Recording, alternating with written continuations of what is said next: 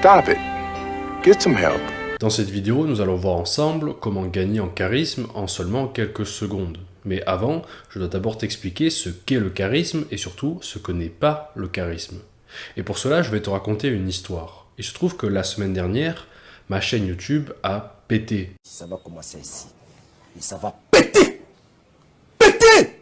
Quand je dis péter, c'est que soudainement, ma tête s'est retrouvée dans les recommandations de tout le monde. Et quand je dis tout le monde, c'est aussi bien de toi que de ma famille et que de mes collègues de travail. À mon grand étonnement, ils m'ont tous fait la même remarque. Ils m'ont tous dit que j'avais pas l'air pareil en vrai et en vidéo, et que surtout je parlais très bien, que j'étais très articulé et j'avais l'air charismatique. Et il y a 6 mois, on m'aurait dit ça, j'aurais pensé qu'on se moquait de moi, parce que lorsque je parlais, je bégayais, je n'étais pas à l'aise face à la caméra, j'avais beaucoup de tics nerveux, et parfois je m'énervais parce que je n'arrivais pas à dire ce que je voulais dire. Et donc la question qu'on se pose, c'est qu'est-ce qui s'est passé? Comment expliquer une telle différence en si peu de mois? Comment expliquer que il y a seulement quelques mois, je parlais comme ça? Si actuellement tu luttes avec ton addiction à la pornographie ou avec d'autres mauvaises habitudes, et il y a seulement 2 semaines, je parlais comme ça. Tu es ton pire ennemi. C'est ton ego qui te fait croire que tu peux t'en sortir tout seul depuis des années. Oh mon Dieu,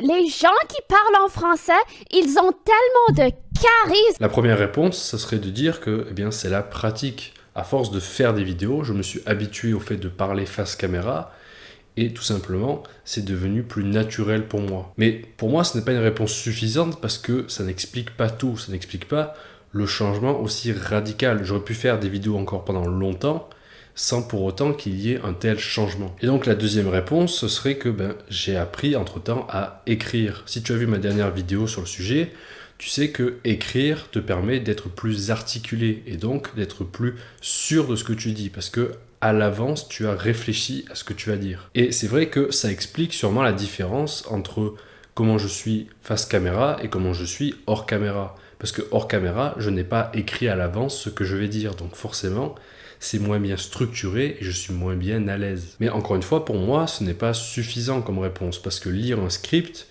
ça ne rend pas plus charismatique.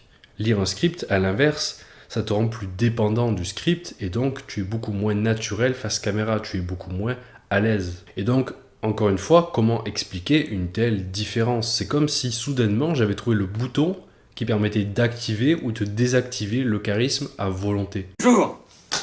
Nuit. Jour. Nuit.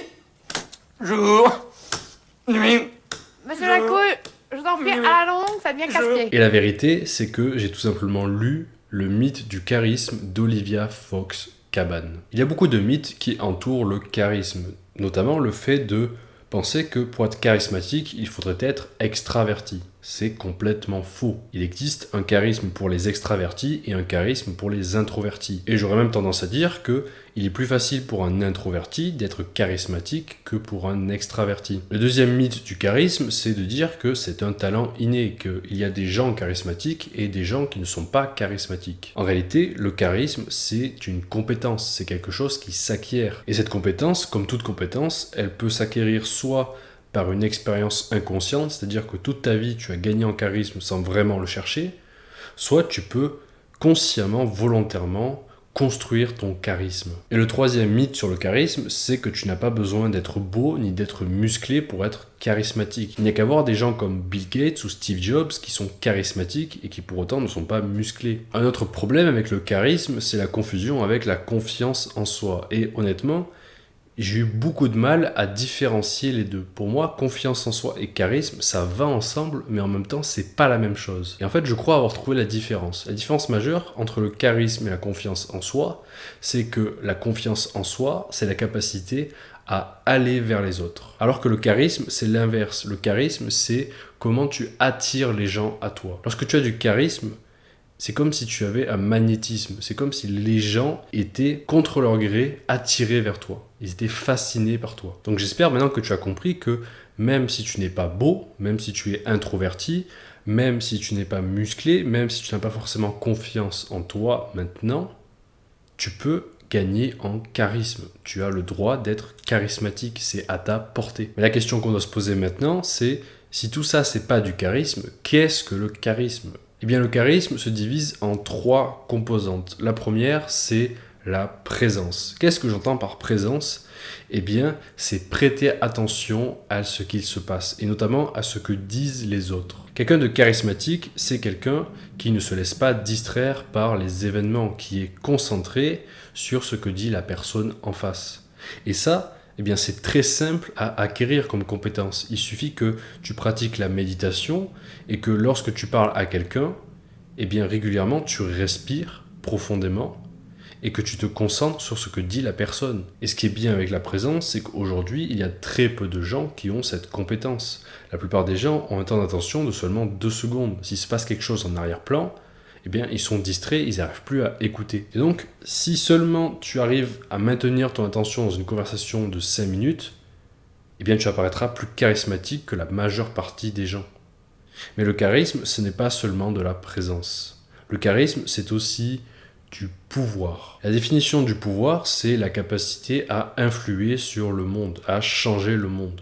Le pouvoir, ça peut être le pouvoir physique, ça peut être le pouvoir intellectuel ou le pouvoir symbolique. Et là, on rejoint un peu la confiance en soi. Le pouvoir, ça s'acquiert par l'expérience, par des preuves que tu peux faire des choses. Et donc, encore une fois, tu n'as pas forcément besoin d'être musclé pour être charismatique, mais ça aide énormément. Si tu es musclé, si tu fais une transformation physique, tu vas inéluctablement gagner en charisme seulement par ta présence, sans dire un seul mot. Surtout, la musculation va t'aider au niveau de ta posture. Progressivement, tu vas avoir les épaules plus en arrière et le plexus solaire plus ouvert, donc tu seras plus ouvert vers les autres. Mais le charisme, ce n'est pas seulement du pouvoir ni de la présence. Non, il manque une dernière composante qui est la chaleur. Par chaleur, j'entends tout simplement avoir de la compassion pour les autres, vouloir aider les autres. Et le pouvoir et la chaleur peuvent apparaître contradictoires, parce qu'en réalité, ce sont 2 pôles. Seulement, si tu n'as que le pouvoir et pas la chaleur, tu seras perçu juste comme quelqu'un d'autoritaire, voire de dictateur, de froid et d'arrogant.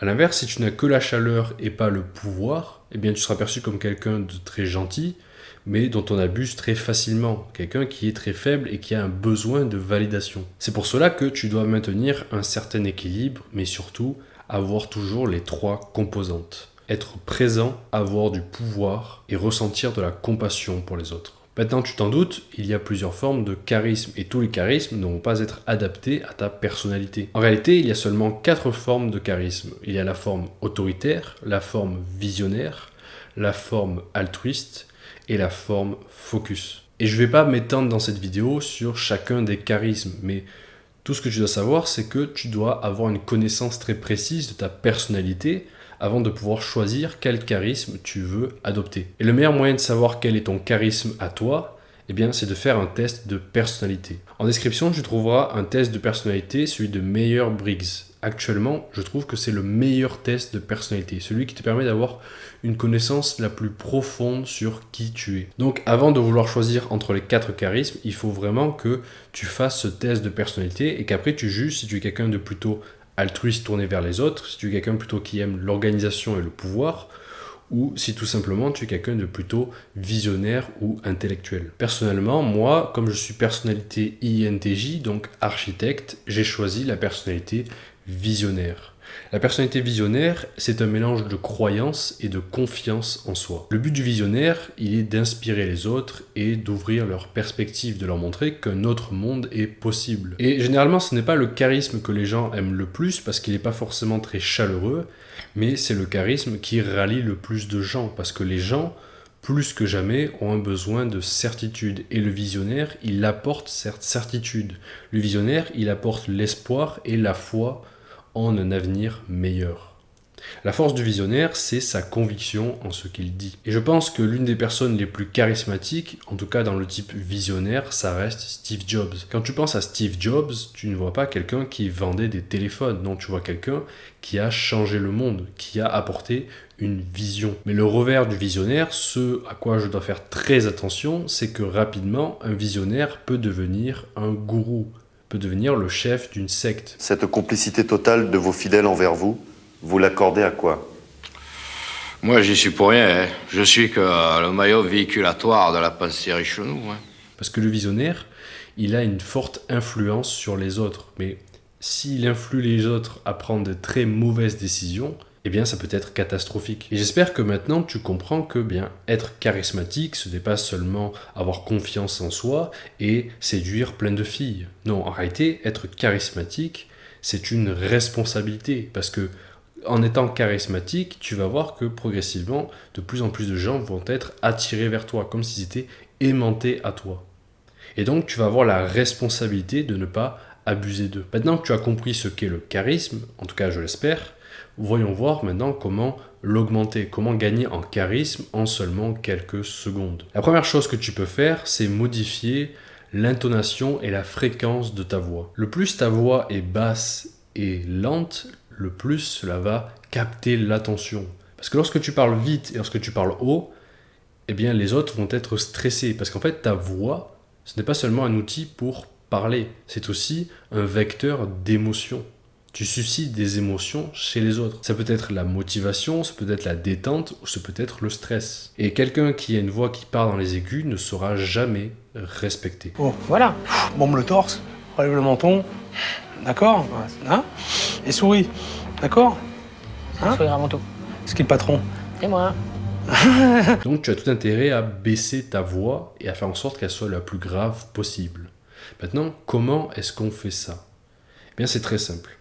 Tu dois parler avec le ventre.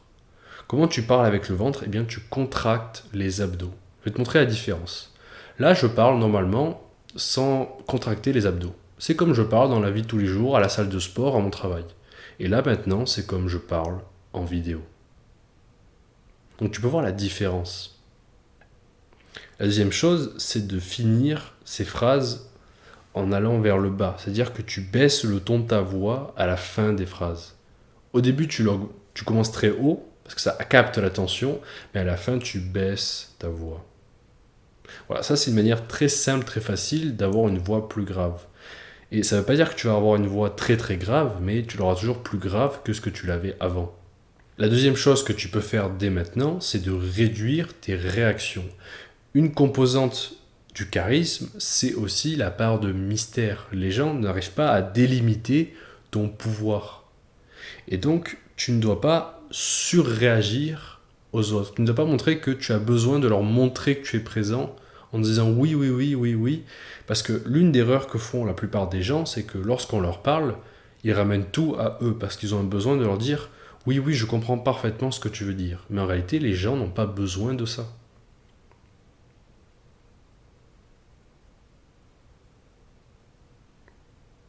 Tu vois?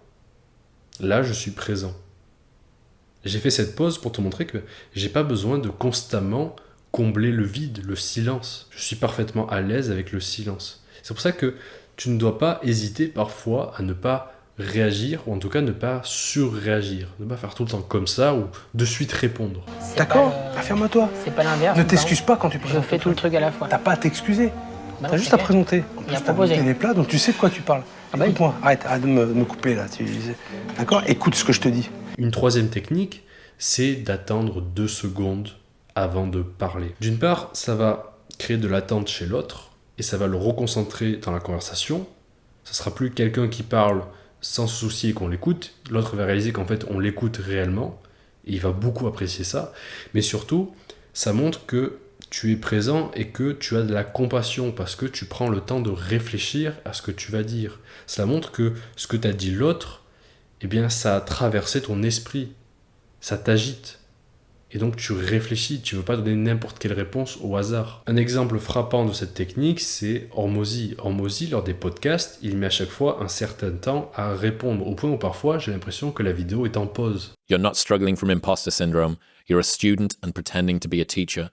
No students say they feel like frauds for trying to learn. You're a fraud when you get up to teach the class, and you've never done it.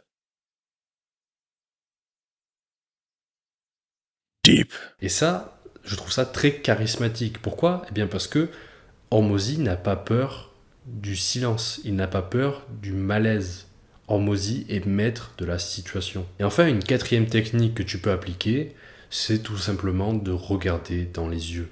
La plupart des gens regardent quelques secondes seulement dans les yeux et puis il regarde ailleurs. Soit il regarde par terre, soit il regarde derrière. Et ça, c'est très anti-charismatique. Pourquoi? Eh bien parce que ça montre déjà d'une part que tu te sens inférieur à la personne, parce que baisser les yeux, c'est se sentir inférieur, donc tu perds la composante du pouvoir. Mais au-delà de ça, tu perds aussi la composante de la chaleur, de la compassion, parce qu'en regardant ailleurs, tu montres qu'en fait, tu n'es pas présent et que tu n'as pas d'attention à ce que le disent les autres, tu ne veux pas les aider. Et bien évidemment, ça enlève aussi la composante de la présence, parce que si tu ne regardes pas quelqu'un dans les yeux, qu'est-ce que tu regardes? Où est-ce que tu es? Et donc tu vois bien que être charismatique, eh bien, ce n'est pas si compliqué. Et bien sûr, ça, c'est que des petites techniques pour t'aider à commencer à être charismatique. C'est que le début. Mais le charisme, c'est avant tout une question de perception de soi. Oui, tu peux appliquer ces techniques et tu vas gagner en charisme, mais ça ne va pas tout faire. Tu as besoin de changer l'image que tu as de toi. Si tu as une image médiocre de toi-même, tu peux essayer autant que tu veux de parler bas, de regarder dans les yeux, de ne pas trop réagir, ça ne marchera pas très longtemps, tu vas vite être démasqué. Le charisme, c'est pas un masque que tu peux porter. Le charisme, au contraire, c'est le fait d'être authentique, d'être soi sans se soucier de ce que pensent les autres. Et encore une fois, ne tombe pas dans les pièges du charisme, ne te dis pas que ce n'est pas fait pour toi. Littéralement, tout le monde peut devenir charismatique. Et si tu en doutes, je t'invite à regarder la toute première vidéo sur cette chaîne. C'est pas une vidéo que je recommande souvent parce que elle est très gênante, mais peut-être que ça t'inspirera parce que tu verras la différence. Tu verras à quel point à l'époque j'étais anti-charismatique. Donc voilà, je te laisse regarder cette vidéo et sur ce, je te dis à bientôt.